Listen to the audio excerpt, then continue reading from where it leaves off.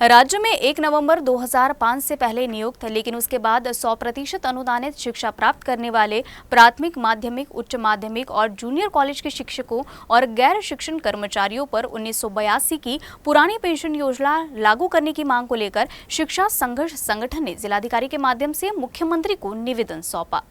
शिक्षा संघर्ष संगठन के विभागीय अध्यक्ष प्रोफेसर अशोक भराट की उपस्थिति में दिए गए निवेदन में कहा गया है कि पेंशन की मांग काफी पुरानी है और मुख्यमंत्री एकनाथ शिंदे ने पिछले नागपुर विधानमंडल के ग्रीष्मकालीन सत्र में उन 26,000 कर्मचारियों को पुरानी पेंशन लागू करने की घोषणा की थी, जिन्हें 1 नवंबर 2005 के पहले विज्ञापित और नियुक्त किया गया था। मुख्यमंत्री एकनाथ शिंदे को सत्र में घोषणा का क्रियान्वयन पूरा करना चाहिए, ऐसी मांग शिक्षक संघ ने की है। इस दौरान प्रोफेसर श्रीराम पालकर, प्रोफेसर चंद्रशेखर महसने, जिलाध्यक्ष प्रकाश हरने, सचिव श्री कृष्ण गावंडे, पंजाब साबिले, सुशील दरियापुरकर, प्रोफेसर अविनाश काले समेत अकोला जिला शिक्षा संघर्ष संगठन के पदाधिकारी और कर्मचारी उपस्थित थे। आम्ही सर्व कर्मचारी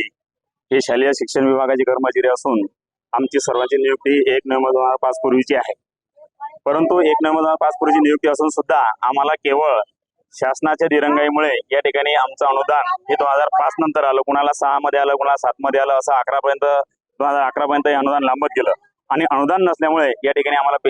पेन्शन पासून सरकारने दूर ठेवलेलं आहे। आमची मागणी आता ही एकमेव अशी मागणी आहे की आता मागच्या हिवाळी अधिवेशनामध्ये सन्माननीय मुख्यमंत्री साहेबांनी, शिक्षण मंत्री साहेबांनी असं आश्वासन दिलं होतं विधिमंडळामध्ये की जे सर्व कर्मचारी 1 नोव्हेंबर 2005 पूर्वीचे आहेत आणि त्यांची नियुक्ती अगोदरची आहे, परंतु त्यांची ऍडव्हर्टाईज अगोदरची आहे पण नियुक्ती नंतरची अशा सर्व कर्मचाऱ्यांना जवळपास 25,000 कर्मचाऱ्यांना पेन्शन आम्ही लागू करणार आहोत। परंतु शासनाने त्यामध्ये दुटप्पी भाव केला।